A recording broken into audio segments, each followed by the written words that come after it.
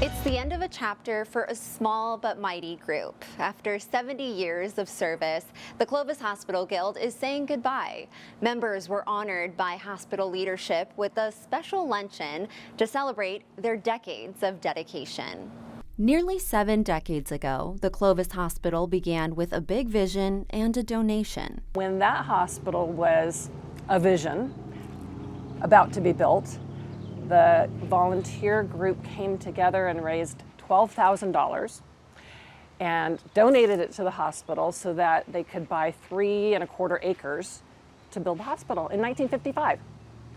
And then once this occurred and the hospital is there in existence and running, they raised another $50,000 that helped with operations. So for a long time, the Clovis Hospital little volunteer group, mighty, powerful little volunteer group, raised a bunch of money. As Clovis Community Medical Center grew, so did the Guild's impact. Members worked at the gift shop, welcomed families, and even raised money for the therapeutic fountain in front of the hospital we see today. They've been wonderful ambassadors for us in the community, and they are people who are of this community, so they care about Clovis specifically, but they care about everyone who lives here, and they are folks that live here too. The Guild became a second home for generations of Clovis families, including Joy Ventress and her mother.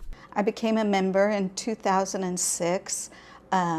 I moved away, got married for 30 years, moved back to help my mom, who was a member, had been a member since almost the very beginning of the Guild. And she stopped driving at night and needed a ride to the meetings. So I was giving her a ride to the meetings. She says, you might as well become a member. And so I did. And about 1.5 years later, I was elected secretary to the board, and I've been the secretary ever since. The luncheon honored Joy and her fellow Guild members, a tribute to the decades of love they poured into the hospital. It's goodbye, but it's also a celebration of legacy. I just think it's an amazing thing when you reflect on small communities that started out like Clovis and the things that they can do, and now look at this big, beautiful hospital and all the buildings surrounding it. And I don't think that the women and the men that originally started the Guild had any idea of what this would become.